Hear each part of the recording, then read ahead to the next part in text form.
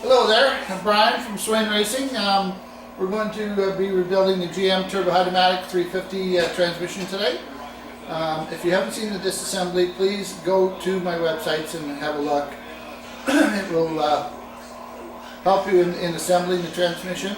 So if you want to go to brianswainonline.com, swainracing.ca or swainracing.com, the disassemblies are on there for the Turbo Hydramatic 350 and Power Glide and for Turbo 400.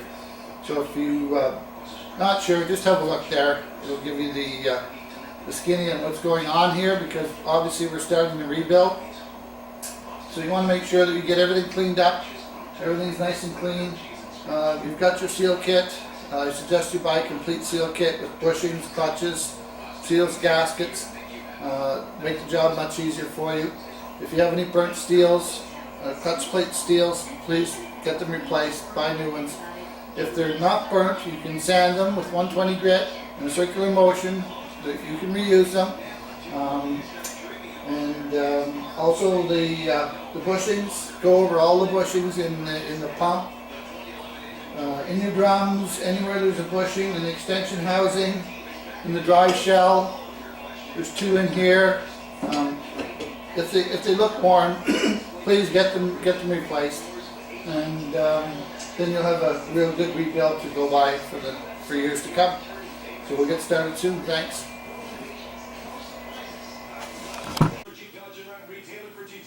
Okay, if you haven't replaced the seal for the manual shaft yet, get a hook tool, go in, remove the spring, the spaces the lever out here. Go ahead and get your 11/16 wrench. Back that nut off. That'll allow you to pull the manual lever out.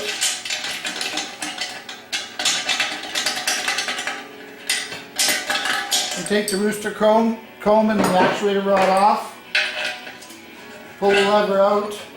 I've already cleaned mine up, but you're going to find it's going to be very rusty. Take it on a wire wheel, get it cleaned up, and go ahead and get a large screwdriver, pop the seal out.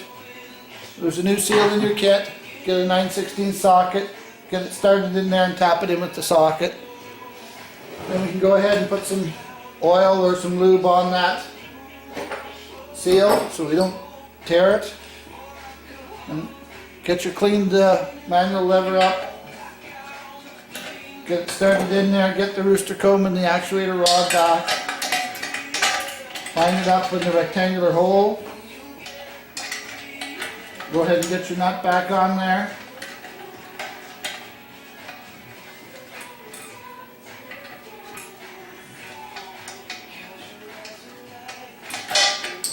Go ahead and get our spring.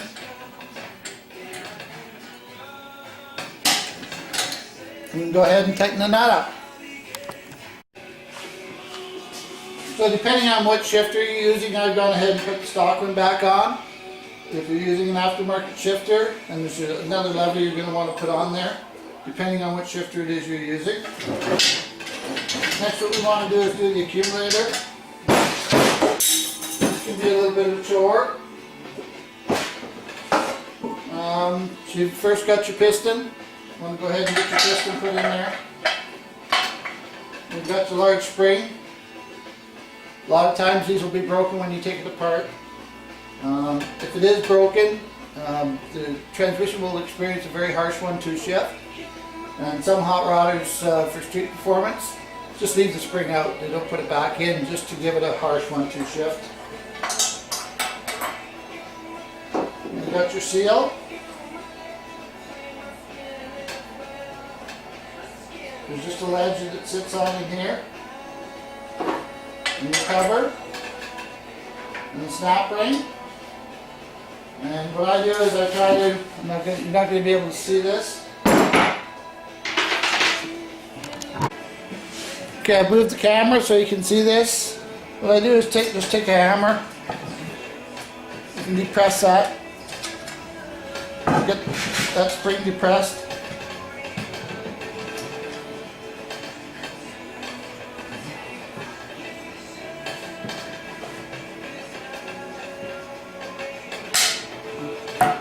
Then get your snap ring snapped in. You want to make sure, you'll see a hole in the back of the case here. You want to make sure that that snap ring is over that hole, so when it has to be removed again, you can get a tool in there to release that snap ring. Okay, so we want to go through all our gear sets.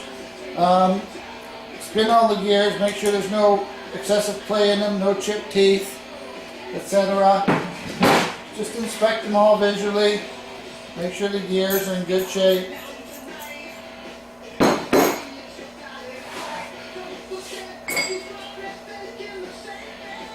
Good visual inspection of everything just to make sure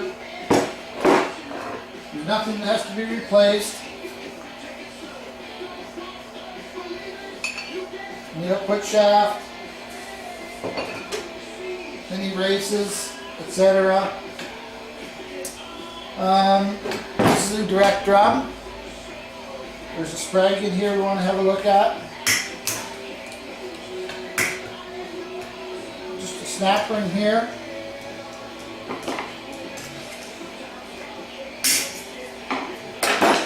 Take the snap ring off. Now this is a one-way clutch. See, it turns one way and locks the other. So you can just spin that off. And this is the sprag here.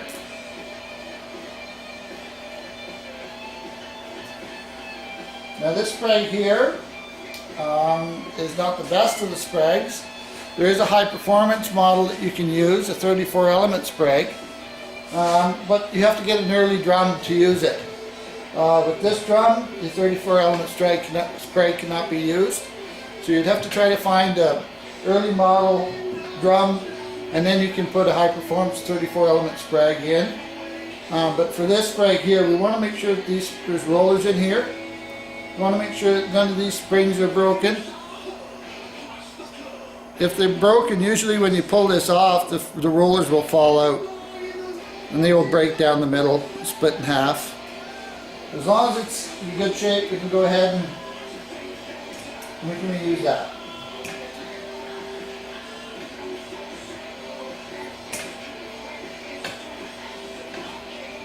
And again, to put it on, it's one way, so just turn it to one way and you'll lock back on there. And go ahead and put the snap ring back on.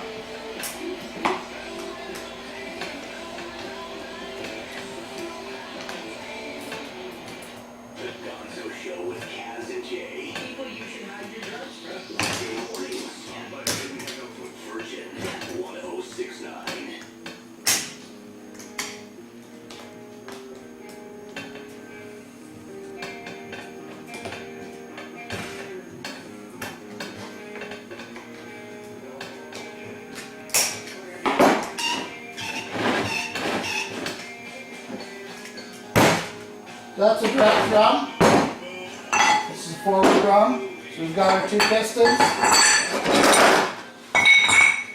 We'll go in our kit. That's a direct drum. There's a seal in the drum here where the lip goes up. So this drum here actually houses a seal in the drum and two seals in the pistons.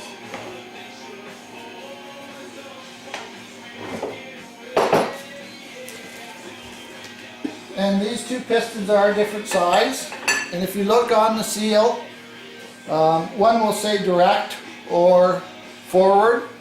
If you look on this one here, it's very small, but it does say direct on it. And you can tell the seal, one seal is a little bit larger than the other. The larger seal goes with the forward.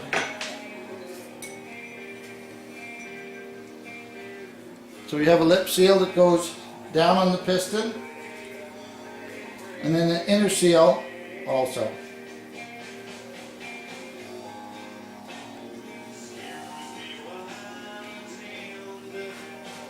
Now this piston I've taken and had it machined.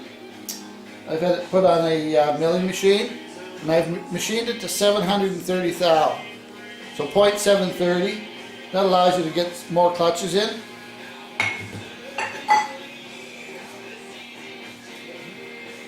This is the forward. Again, we have our inner seal. The inner seals of both pistons are the same.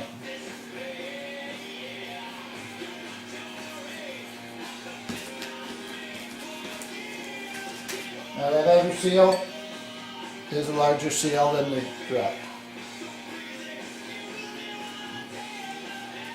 And there's no seal in this drum, in the forward drum.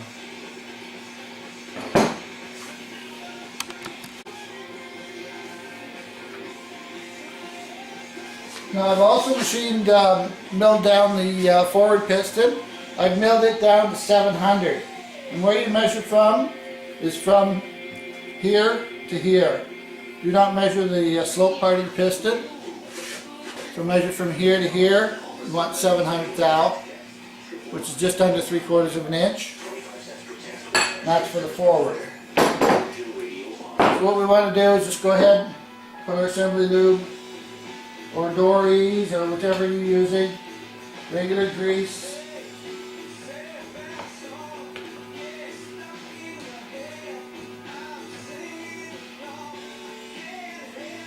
Lube the seals up, one in the drum, on the direct.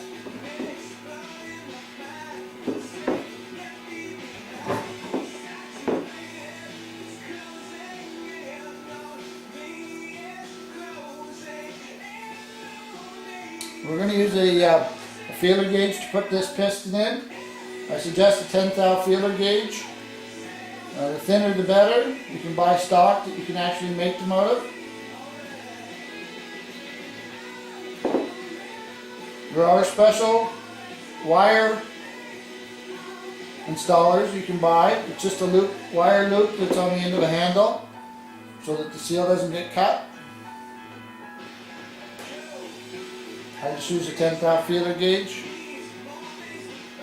Make sure you get your assembly lube on all of that seal.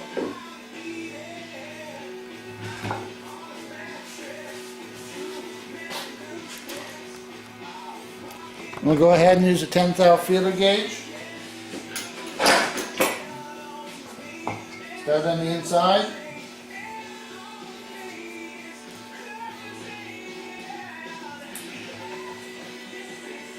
And go around to the outside seal.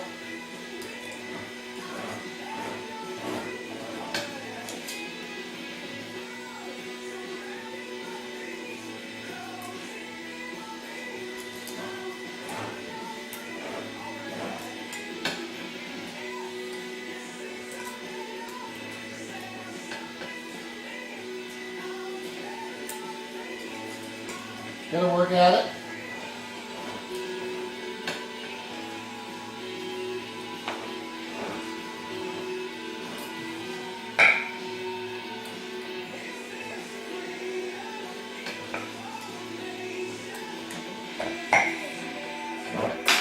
Just work it in.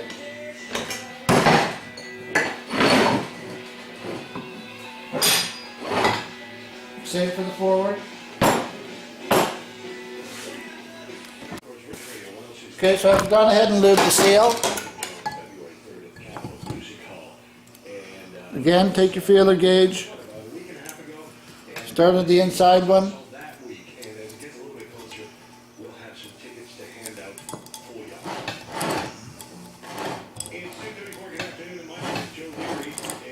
Just work your feeler gauge around.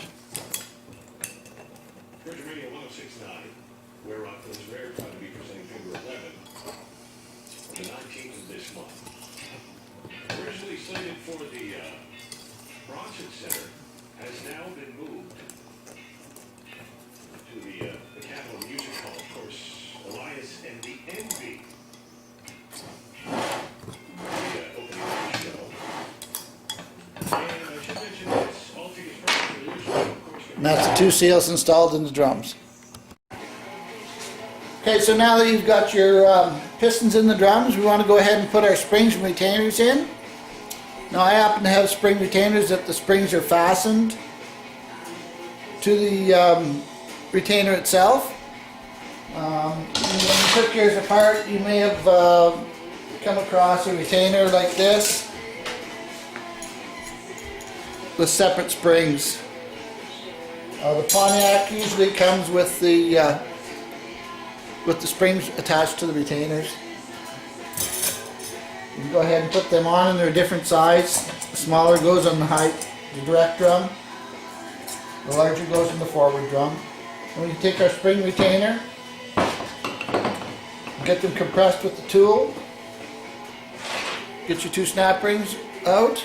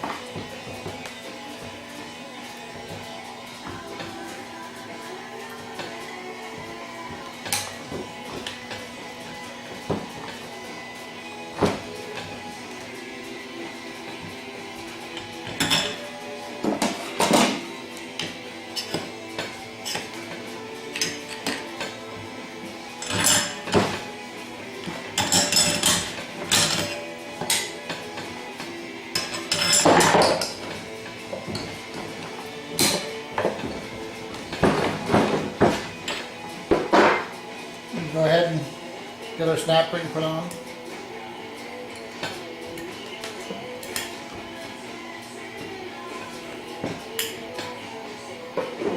Make sure you engage this fully before you release the tool.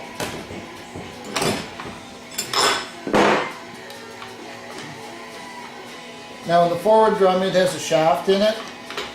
What I did was press the shaft out so I can use the spring tool. You can use C-clamps on these to compress the spring retainers. They work fine.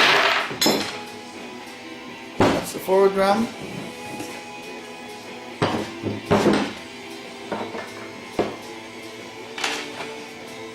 Your snap ring put on there.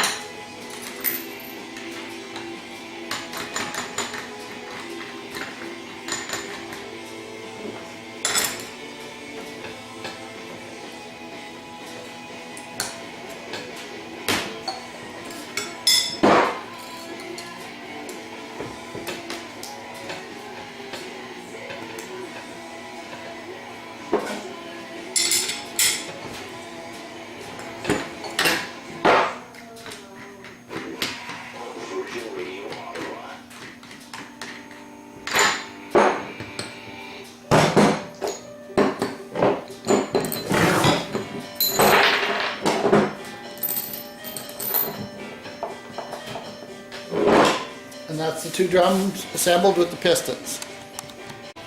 Okay, next we're going to get the rear piston ready. So we want to get our seals. There's 1 small, 1 medium-sized seal, and 1 large seal. Just be careful. There's 2 seals here. This is the extension housing seal. The wider seal is the second seal for the reverse piston. Okay, now we've also machined this for more clutches, and I've machined it to 2.160, and we want to machine it measure it from this lip here to the top of the piston. So if you want to get that machined, you can install more clutches, especially for a racing transmission. I would suggest it. So we can go ahead and get our seals installed. Large one. These are non-lip seals. They do not have a lip.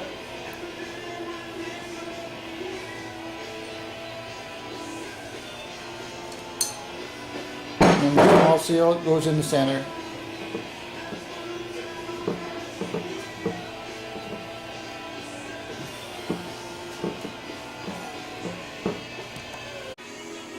Okay, at this point we're going to install the rear piston. It'll only go in one way. If you look, there'll be a notch on the piston, and if you look down in the case, you'll see the notch at the 12 o'clock position down there, right here. So we have to line that up with that notch.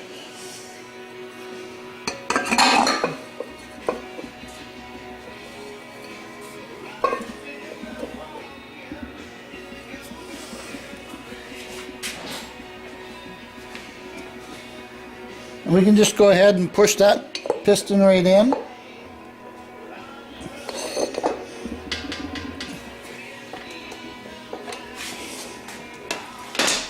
There is no lip on it.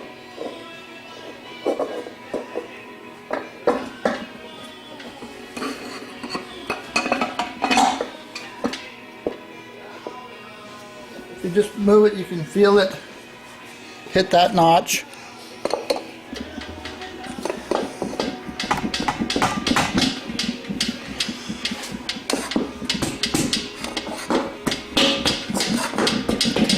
I just take a pry bar and go around and tap it in until it bottoms out.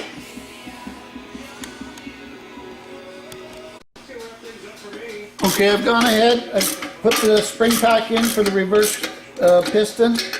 It is a complete spring pack as we used in the two forward drums. So now we've got to just get the snap ring started in here. And this is the hardest one, naturally.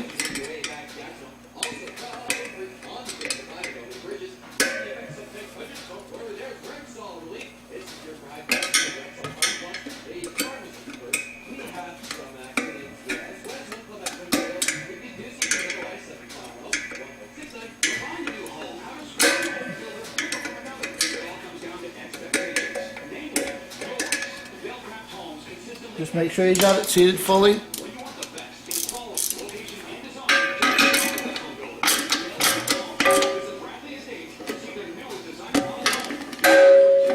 You go ahead and back off that tool and take the tool off. Okay, so we're going to start assembling the back half of the transmission. We can go ahead and get our output shaft, get our metal washer. It's a Torrington bearing. Goes on the back of the shaft. Put some assembly lube on it. Go ahead and stick it in the case. Before we do, we'll take our triple tang brass washer. Goes in between the reverse carrier gear set and the output shaft. And go ahead and take our rear carrier.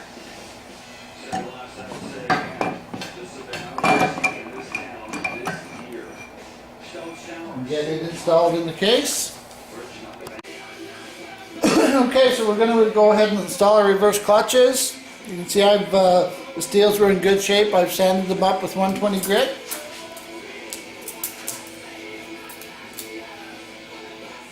They'll only go in one way. If you look at the clutch disc, I'm holding it upside right. You can see this single notch here. It goes in the bottom of the case down around the 6 o'clock position. You just have to get it lined up and get that first steel put in. We've soaked our clutches in oil. They're good and soaked. And they spline onto that rear carrier.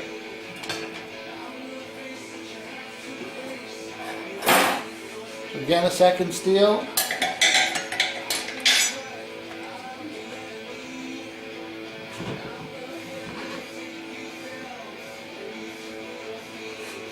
For the clutch.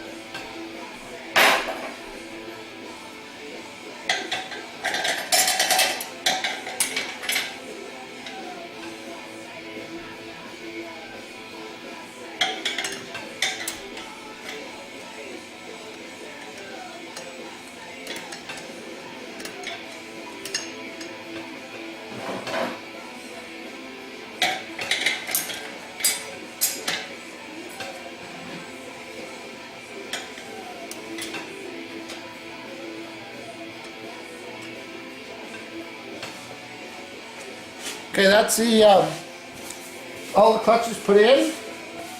Now I was able to put 5 clutches in there by machining that rear piston. Usually you wouldn't get that many in there, possibly 4. But again, by machining it, we've been able to add another steel and one more clutch, which can help quite a bit. Okay, so we want to put our anti-clug spring in next before we put the reverse carrier in there, or center support, sorry. So you want to put lots of lube on it. You'll look down in the case about the 5 o'clock position. Right in here, you'll see a little hump in the case. What we want to do is line that hump up with this right here. And the assembly lube will keep it in place. Okay, next we want to install our low reverse roller clutch, or center support they may call it. What you want to do is inspect this. You want to pull this race out. It's like a one-way clutch in here, and you want to inspect all these springs and rollers. As you can see, there's a series of them in there. Now, a good indication that there's a spring broken is when you pull that center race out, these rollers will fall out. So that's a very good indication you've got a broken spring. If you do have a broken spring, you're going to have to replace that whole assembly. Ours is fine, so we want to just go ahead and put our race back in. Again, turning it the way that opposite to where it locks. And then we want to keep it about flush to install it. And then you're going to find 4 notches in the case. One large notch right here. You can see how wide it is.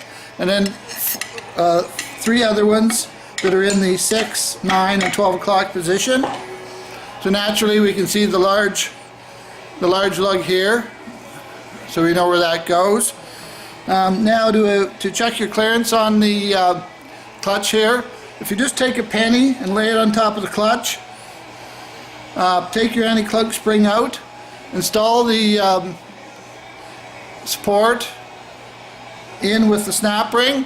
If the snap ring installs with the support, the clearance is fine.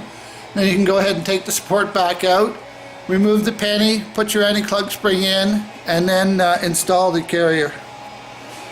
I'm going to go ahead and install it now. Now that anti-clug spring, you want to spread it open a little bit, make sure it's got good tension on it. There's no washers or anything in here. This center race is going to spline with the gear set at the back. And at that point, just take a screwdriver and push it down, make sure it's good and firm in there. Now if you go through your snap rings and find the largest snap ring there is, about twice as wide as any of the other snap rings, sorry. What we want to do is butt the end of it up right under that anti-clug spring. And it can take a couple of tries to get it right, but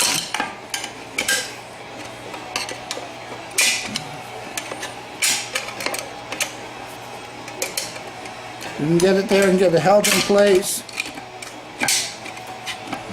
Then just take a screwdriver and work your snap ring around.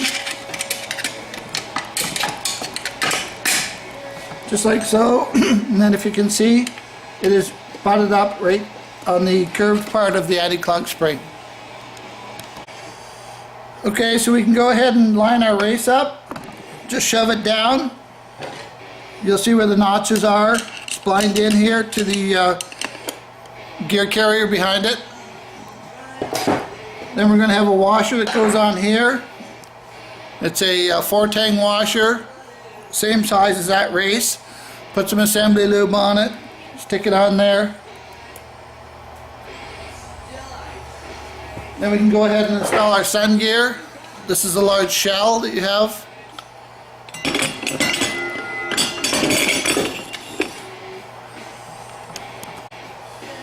Now we want to go ahead and install our output carrier. We don't have to worry about a washer there, because if you can see, there's a washer on the inside here. And that will just spline into that sun gear. Now I've got this case sitting on a bench with a hole in it, so the output shaft is sticking through it. Then at that point we want to get our small snap ring,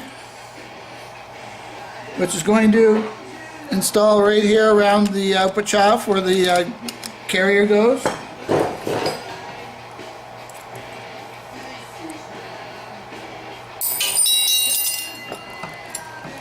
You're gonna find that in the if you watch the disassembly video, a lot of times this snap ring will go flying when you take it out.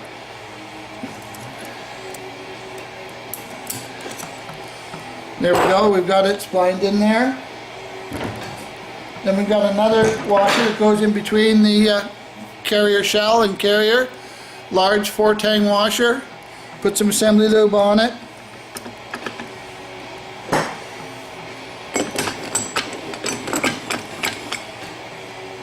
And then there's also another washer that goes on top of this in between the drum. It's a 3-tang washer. Again, put some assembly lube on it so it doesn't move and doesn't fall off. The next thing we're going to do is the direct drum and forward drum. Okay, then to install the shaft back into the forward drum that was pressed out, I just go ahead and just put it in there and get it started. And then I just go ahead and take a hammer and hit it squarely.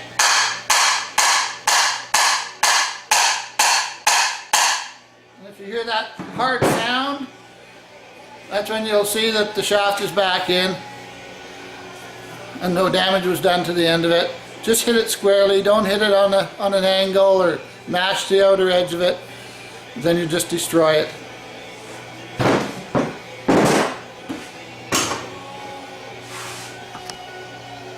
We're going to go ahead and do the clutch packs now. I've gone ahead and soaked all my clutches in the for half an hour. So we're going to take all our steels. We're going to install one steel, one clutch.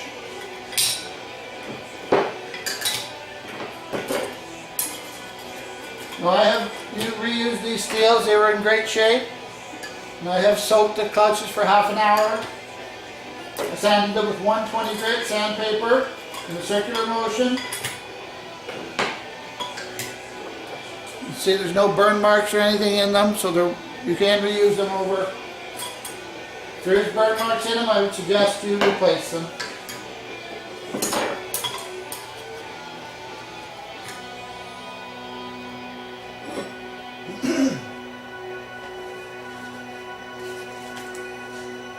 Now the action plate I'm using for this clutch pack, which is the direct drum, is 275.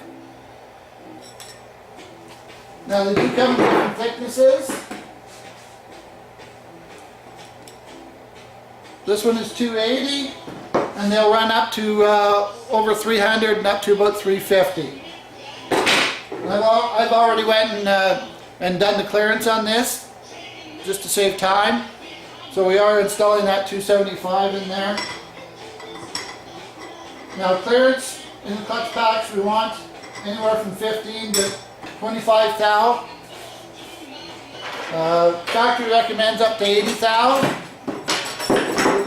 For performance reasons, I like to keep it around 15 thou, 10-15 thou.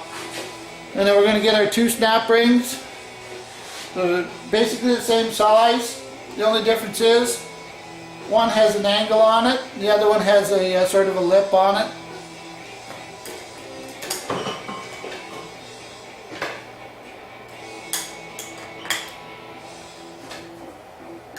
Then you can take a screwdriver and lift up on the clutch.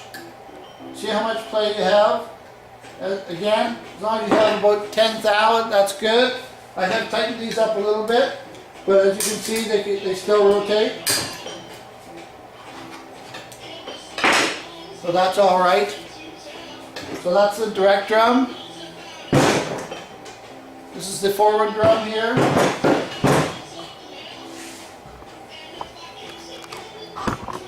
Now again, I've already done the clearances on this drum also. The clearances are the same. The only difference is, if you remember from the disassembly video, there was a wavy plate in the bottom of this clutch pack. We are going to put it in for this application, but if it was for a street strip transmission, we would eliminate this wavy plate. We start with the steel, clutch, steel, clutch, steel. Now this pack is easy to check the clearance because you don't have the piston sitting way up where the clutches are. Now a good way to do it if you really want to get the clutch pack and know exactly what it is on the direct drum, do your clutch pack clearances before you put the spring retainer in. And then you can get at it very easily.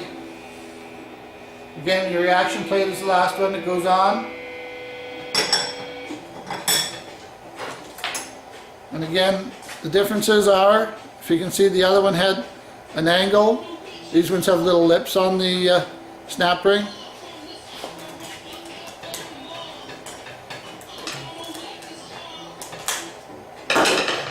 And again, I've already checked the clearances. I've got about 10 thou, and I'm going to leave it at that.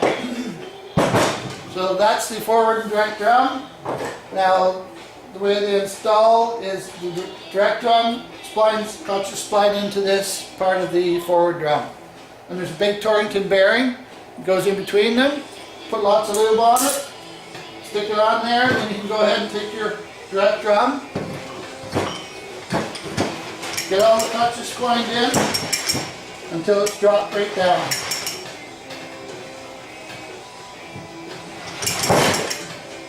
Like so. You just have a very small space there when all the clutches are splined in. And that's both the clutches and drums installed together. Now we're going to install the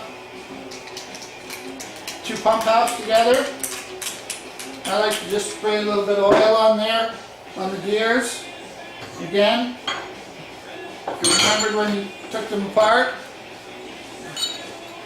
the tang on the inner gear goes up, or in this case there's a dot, designates the up, and also a dot on the outer gear that designates up.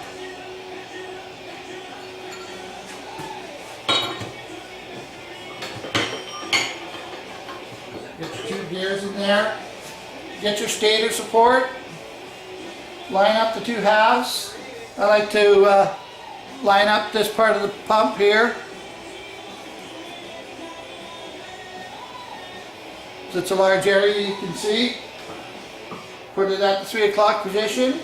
Do the same thing for the other half.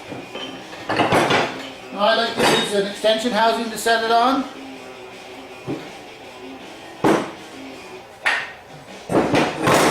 Acts as a good holder. And at that point you want to get your piston. This is the large piston here. If you remember from the disassembly, two large seals, an inner seal and an outer seal. They're the largest seals in the kit. We're going to go ahead, take our 10 thou feeler gauge, and we'll go ahead and get that piston installed into there.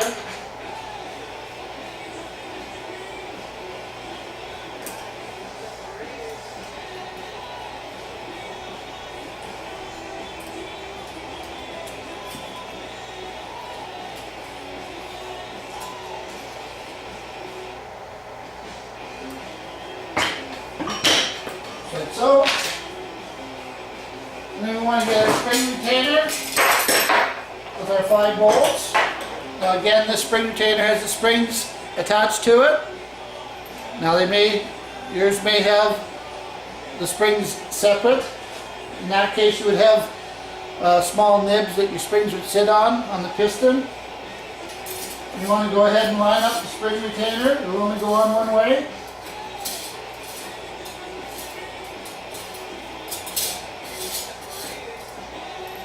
You can go ahead and start your bolts.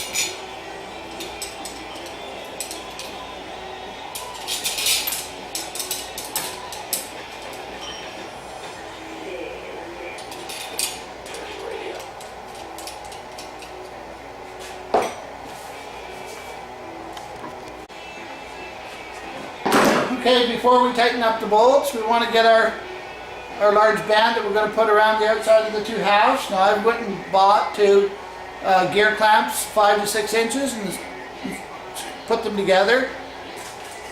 And just install that around the two halves. And that will align the two pump halves. So when you go to put it in the case, you won't have a misalignment problem. And once you've got that snugged up, you can go ahead and snug up the bolts.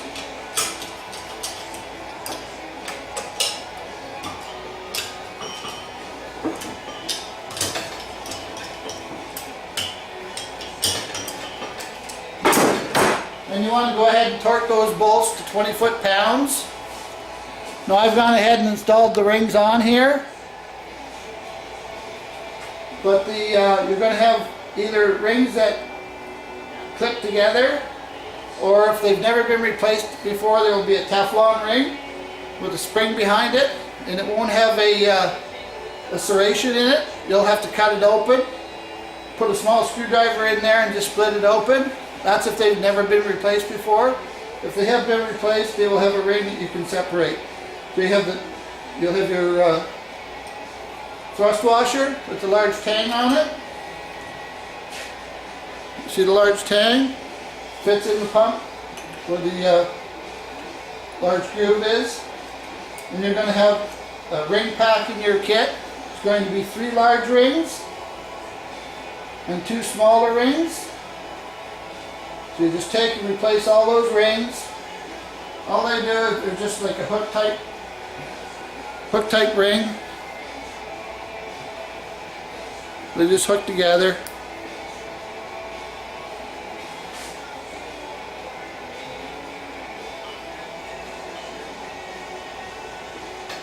Now I like to stagger the rings end gaps away from each other. So in this case, put them a third away from each other, in this case 180 degrees. And then again, make sure you torque those bolts to 20 foot-pounds. Now if you want to check the intermediate piston and the direct clutches, you can do so after the pump has been installed. Go ahead and install that direct drum on the stator. And then if you look on the pump, you will see there's a series of 3 large holes from 1/2 to 3/4 of an inch. If you count over, the first one is a bolt hole. The third one is the drum to check the clutch pack. And the last one is for the intermediate piston. So if you just take a air hose. Now it's better to have one with a rubber tip on it, but for demonstration purposes I'll show you what I mean.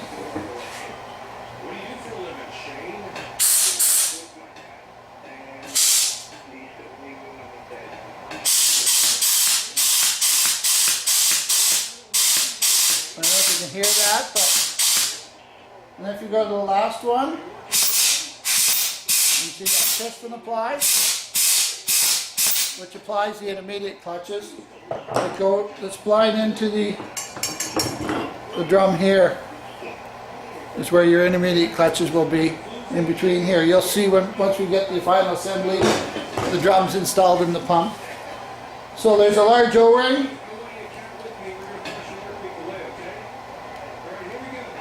On the exterior of the pump.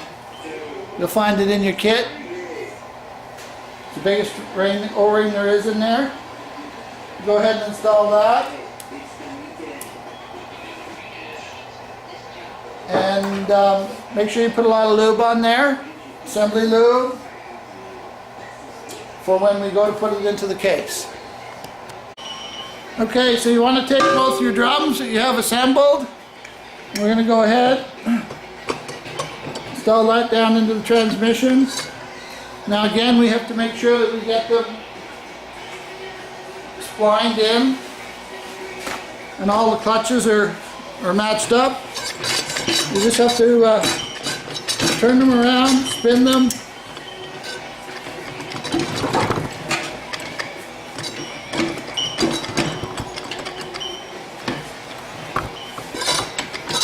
You have to have the transmission standing up to do this.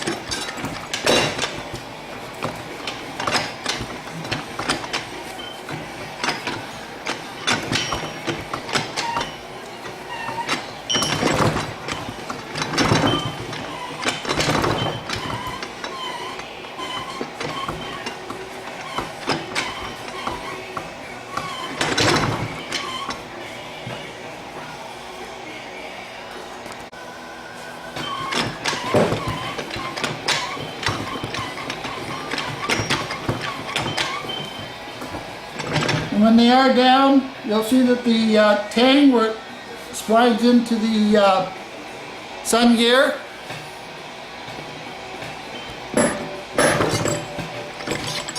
You'll hear a very hard sound.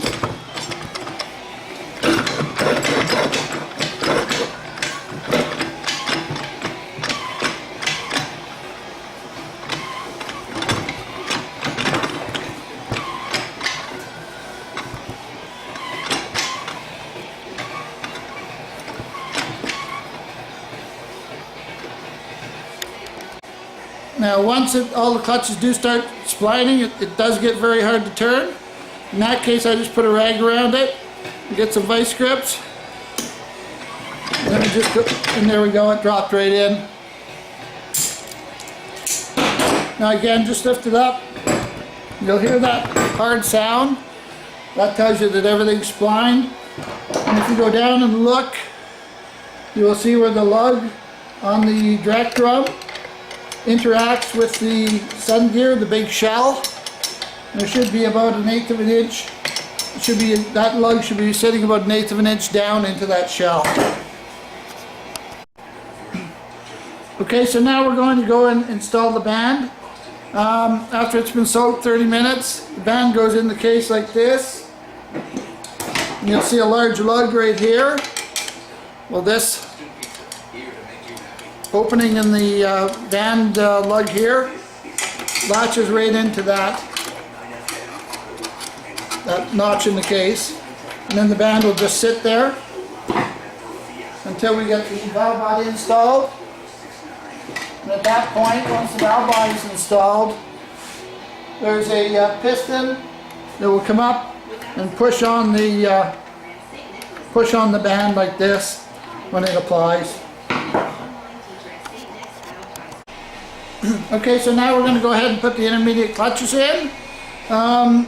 We put the large reaction plate in first. Now I've gone ahead and sanded them up with 110 and washed them off. Now the 4 lugs on the right hand side of the steel, you'll find 4 lugs, 2 and 1. Now the 4 lugs go in the 5 o'clock position. They'll only fit in one way. And then you go ahead and add a clutch, and the clutch is spline onto the drum here, under the direct drum. You go ahead and add another steel.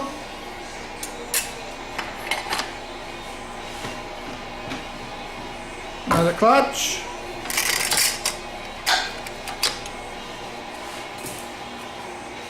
Again, another steel.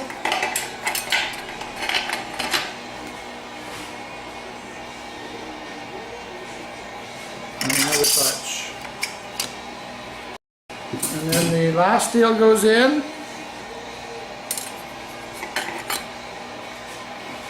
And then there's this wavy ring, same as we had in the forward drum. It goes on the top and sits right there. Okay, we're going to go ahead and install the pump. Some people like to put a couple of studs in here to line the pump up. I would much rather just go ahead and put the O-ring and the gasket on the pump ahead of time. And I just put a screwdriver through one of the holes. And I usually pick the hole that's left to the large lug. And I just go ahead and turn it over and line up the screwdriver with that hole. And I just go ahead and drop it in. Now you want to make sure that you don't break a ring here, so you want to be very careful. And just let it sit in there gently. Now if you prefer putting a stud in, that's totally up to you. I just prefer doing it that way. I find sometimes the pump hangs up on the studs. And at that point, we're going to put 3 bolts in a triangle position.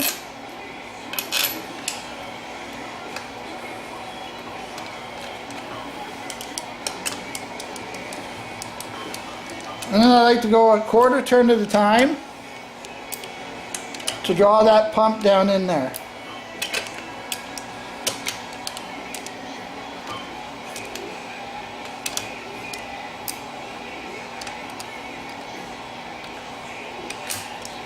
Until it bottoms out.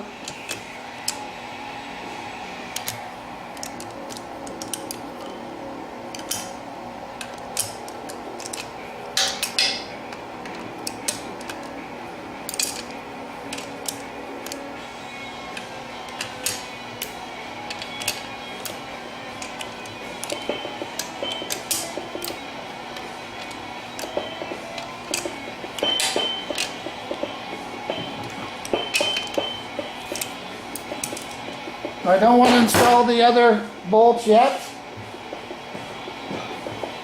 What we want to do is we want to make sure that input shaft turns. As long as that input shaft turns, everything is fine. If it doesn't turn, we've got to pull that pump back out and find out what's gone wrong. Either we've broken a ring dropping the pump in, a washer's out of place down inside, something along those lines. So at this point I'm going to install the other 5 bolts and torque them to 20 foot-pounds. Okay, what we're looking at here is a stock valve body of a 350 turbo Hydramatic. The one on the right is a fully manual valve body that has been put together with a special kit. Also, you can see that there has been some machining done in this area here. Somebody has taken a mill and milled this out as per the instructions with this kit. I didn't do this valve body myself. It was given to me by a customer. Didn't need it anymore. But the instructions would have been to get this milled, these 2 ports milled, and also remove the accumulator out of the valve body here. Now if you look on the stock, this is the accumulator still installed. Now if you want to take this apart, this has to be clamped in a vise and squeezed together. There's a large spring underneath of this accumulator, and then what you can do at that point is remove this C-clip after you've clamped it in a vise. We're not going to do that today. I've already gone ahead and gone through this valve body. The spring was actually broken in the accumulator before I took it apart, so I've replaced that spring in there. Now there is a series of valves in the valve body here too.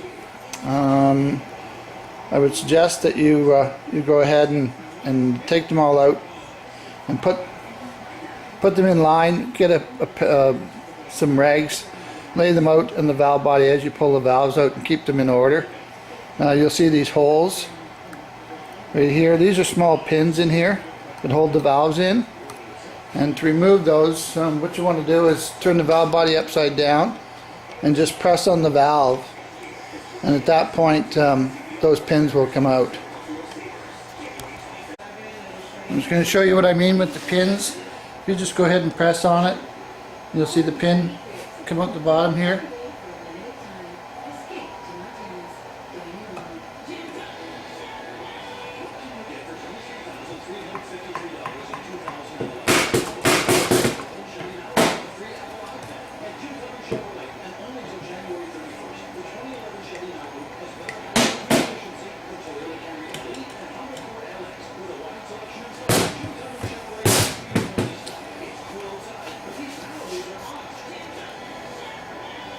As you can see, the pins are sticking up there. Then at that point you can take those pins out, pull the valves out, and keep them in order, as I said, on a rag.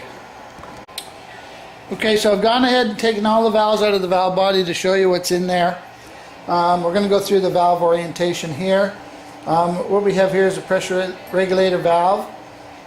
This is the pressure regulator spring. In the sleeve here we have a reverse and modulated boost valve and an intermediate boost valve. Now they just sit in there. This little valve is the same on both ends. He just sits way down in the end here. And then this boost valve just fits into the sleeve here. Next we have the 2-3 shift valve, 2-3 shift valve spring. Then we have the 2-3 control boost valve and spring inside of here. There we have the small spring, which pushes the valve back. Okay, next we have the 1-2 shift valve and the 1-2 boost control valve in the sleeve. It also has a return spring in it. And then next what we have is the manual low control valve, which is here with the spring. This is just a small plug that goes in the case. It just pushes on the spring here. And then the next valve we have is the detent regulator valve and valve seat and spring. As you can see, the pin just fits on the outside of the spring here. There is no plug. And then it's just a little cup that the spring sits on. So that's all your valves. Then you have your detent valve, your kick down valve, which is for like your passing gear. So you just want to take that all apart, clean everything up good, clean the valve body out good, and make sure there's no debris in there. Okay, so we'll go ahead and assemble the valve body, or the valve body back together. To get these valves out, you may have to use some needle nose pliers.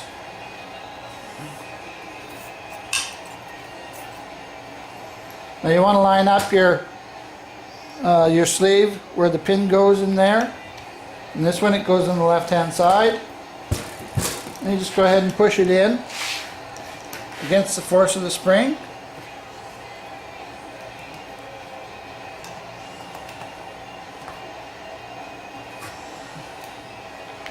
And then get your pin, push on it, and it'll just drop right in there.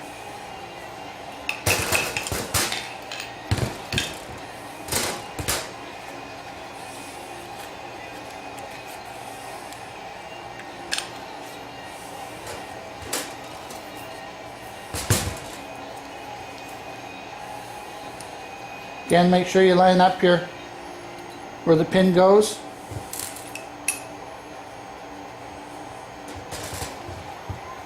Now these can be tight, so don't be afraid to put a little bit of force on them. Give them a twist here and there.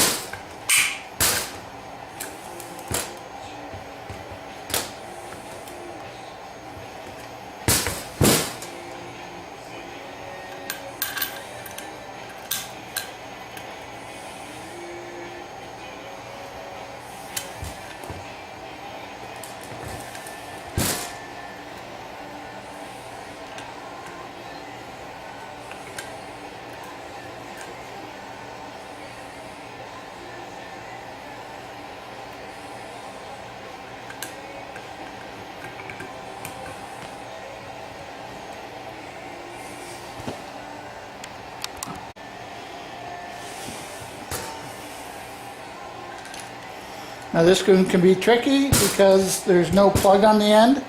It's just a spring. What I try to do is get my thumb in there, get it down to get the first part of it engaged, and then just take a screwdriver and go ahead and put your pin in.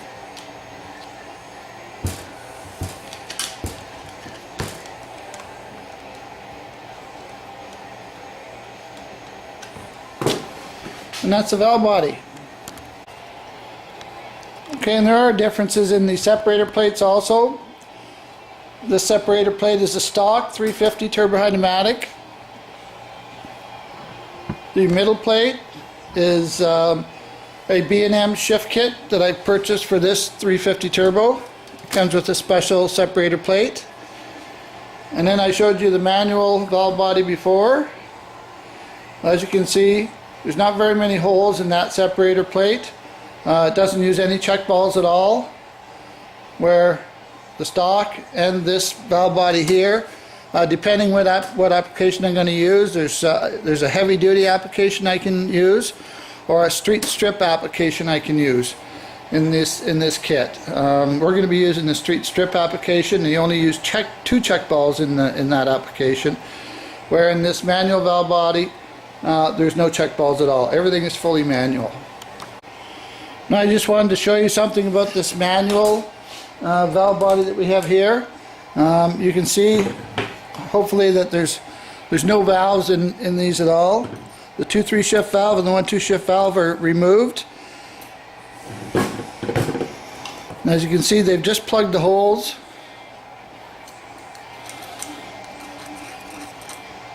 And put no valves or springs or anything in there. Now again, different applications for each kit are different, so you have to follow the instructions for every kit. Okay, I just want to show you the B&M kit that I've purchased for this 350. It's part number 30262. Again, it has 3 applications: heavy duty or street strip. Now it comes with the instruction manual, separator plate, a new O-ring for the accumulator in the case. In this application, you might remember from when we started putting the case together, we put the spring in the accumulator, and I explained to you that some people like to leave the spring out for a harsh 1-2 shift. Well, this kit wants us to remove the spring, and it's given us a new O-ring to put around the cover, a drill bit to drill out which holes we need depending on what application we're doing, a couple of spacer plates, and 2 gaskets that come in the kit. Okay, so the first thing it wants us to do is remove that spring. So I've gone ahead and put a pick in the hole in the back where the snap ring is. We'll just maneuver this snap ring out. And we take our cover off.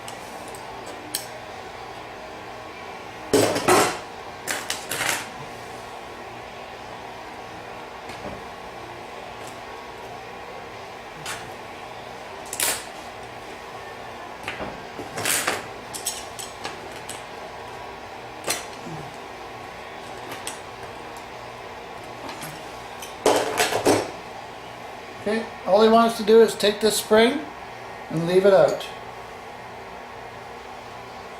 Now I have already replaced this with the new O-ring.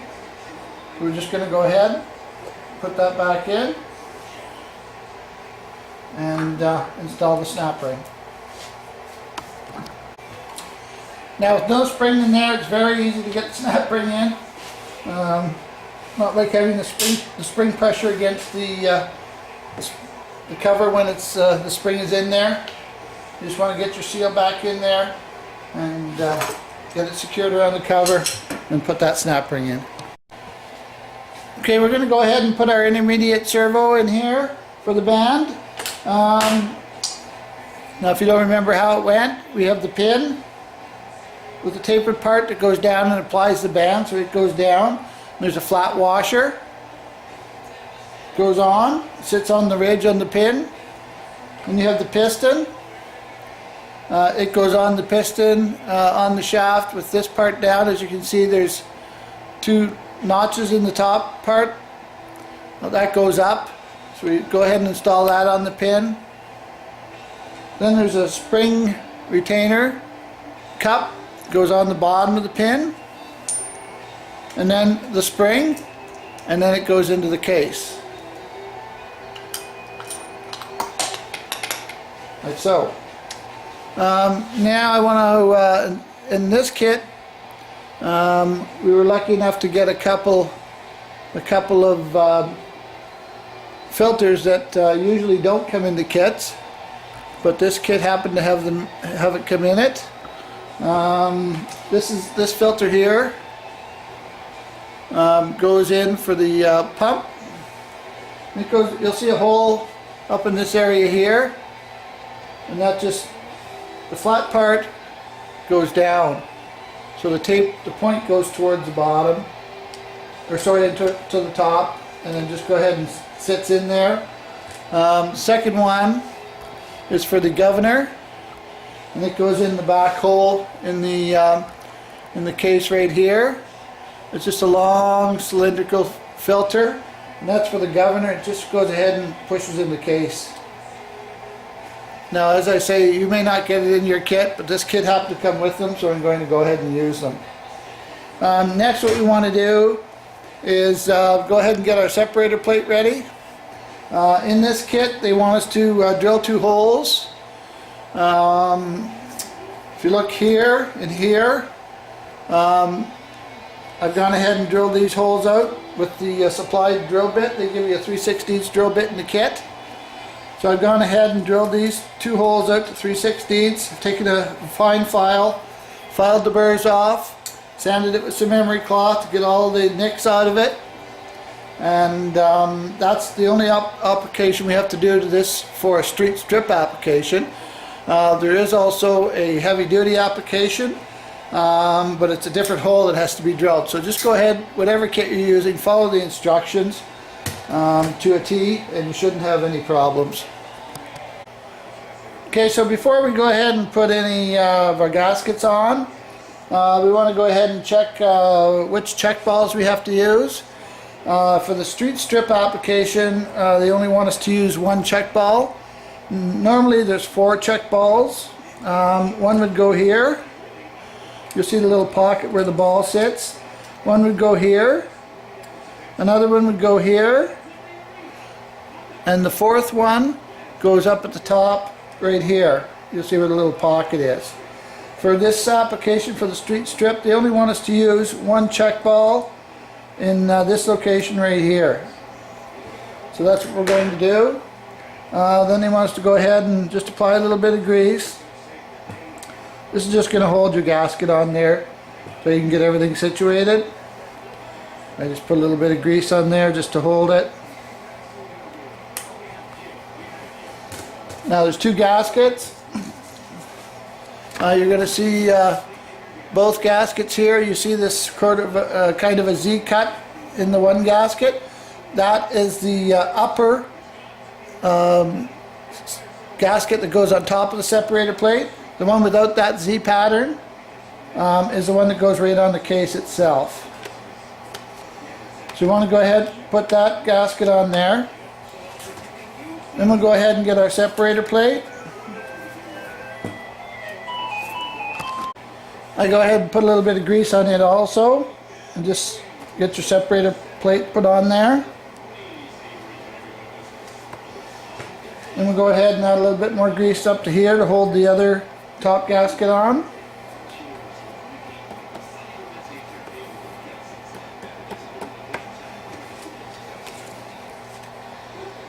And then get your last gasket situated on there.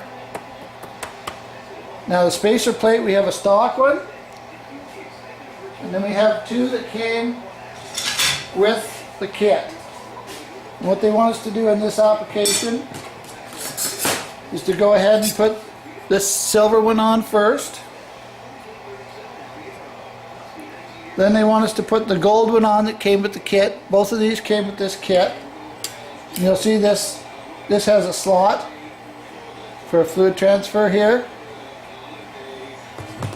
And then they want you to go ahead and put your, And then they want you to go ahead and put your stock separator plate over top of that.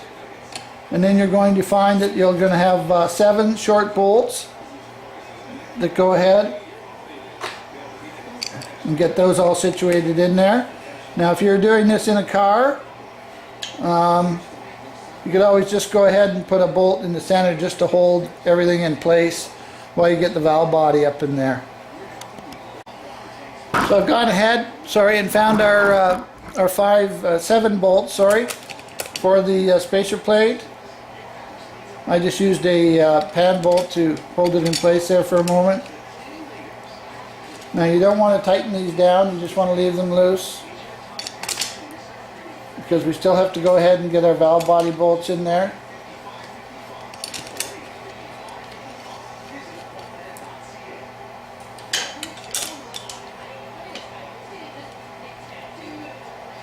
Just put them in loosely.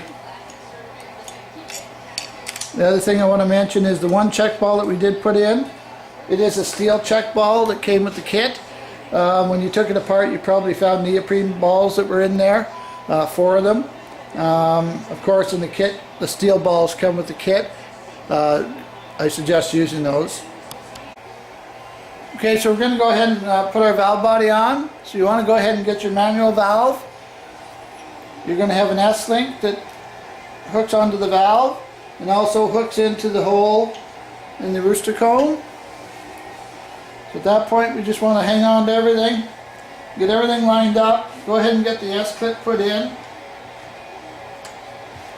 And then go ahead and lay your valve body down. Now, there's going to be, the servo piston is going to be pushing up on it.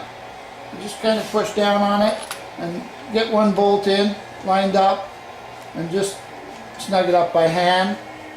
Then at that point you can go ahead, get all your bolts put in for the valve body, except for the detent roller. The detent roller goes in this bolt hole here. Just go ahead and put some tension on it and get it started in there. All the other bolts, just go ahead and get them all started. And then we want to torque them all to 100 inch-pounds.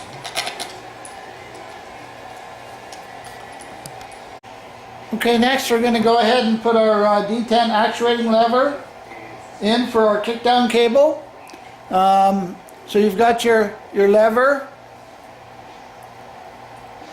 with the long rod that goes ahead and attaches to your kickdown cable up in the top of the case here. That will go up and hook onto your carburetor. I would suggest you install it so that this end here is facing outward on the case. It'll be a lot easier to connect the cable to when you put the cable on. So we just go ahead and slip that through the case, and the hole in the case where the cable goes. There's a hairpin like clip. Goes ahead and clips in that lever.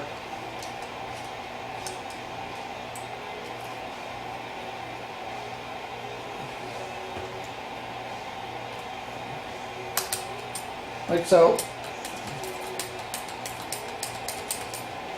Now, and in turn, when you hook your throttle cable up to here, that will actuate as a passing gear. It also regulates your shifts also. Okay, we just want to recap here. So we've got our valve body put on. Don't forget your detent spring. Get all your bolts put in for the valve body. Start from the center, work your way out, get them torqued to 100 inch-pounds. Same with the spacer plate. Don't forget any bolts. All it takes is one bolt, not tight, and you're going to have a pressure leak in there. So make sure you go over them a couple of times. Make sure you don't forget any. So we'd hate to have that happen. Then we want to go ahead. We can go ahead and put our filter on.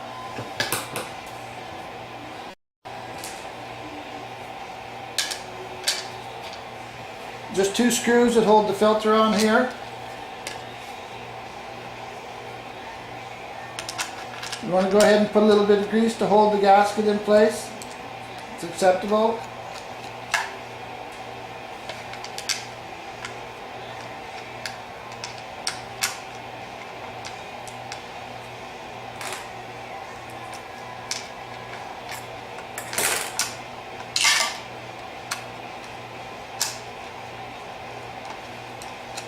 Go ahead and snug those 2 screws up.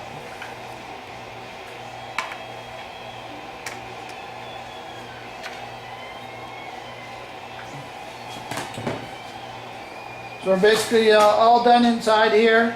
We can go ahead and put our pan gasket on and get our pan and get all the pan bolts put in. Okay, next we're going to go ahead and install our governor.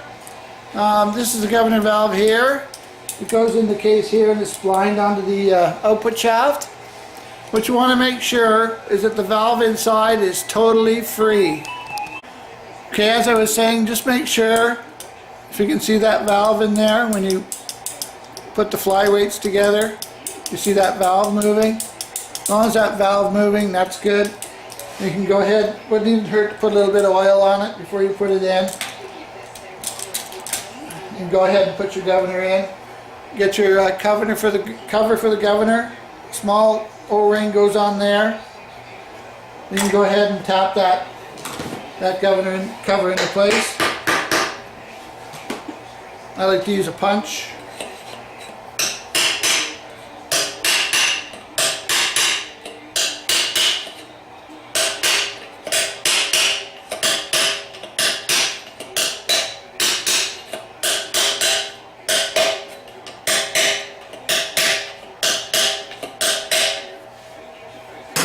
Tell by the hard sound it is bottomed out. And then there's a very large clip that goes on. There's a small hole in the top of the case here that it fits into.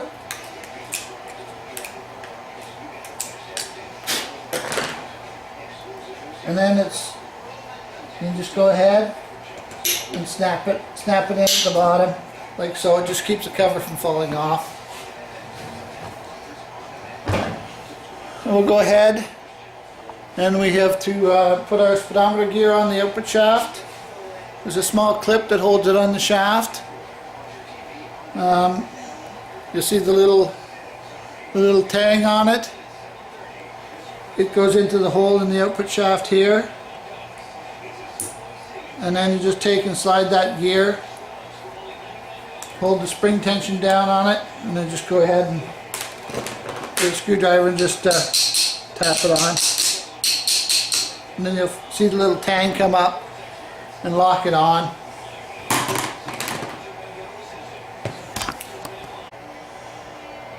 Okay, so we want to go ahead before we put our extension housing on, put our output shaft seal in.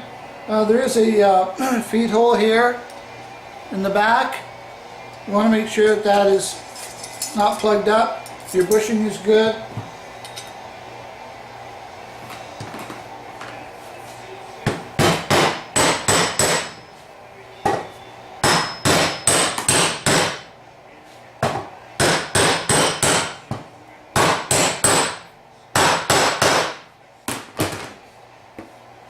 And there's an O-ring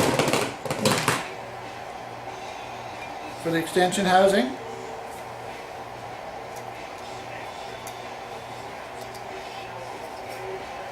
You have your speedometer pinion, goes on the left side. And then you have your four bolts. This one actually had studs on it for a bracket that came off of the right side for the exhaust. I'm going to go ahead and put them back on.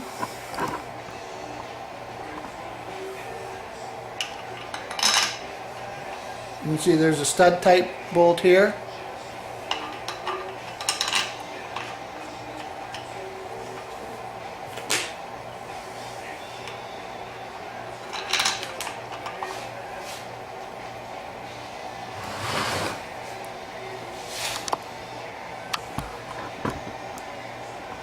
You can go ahead and tighten all those up with the 9/16 socket. Okay, to continue on, we're going to go ahead and put our modulator in. This is the modulator valve. It fits in the case. Small end first. You'll see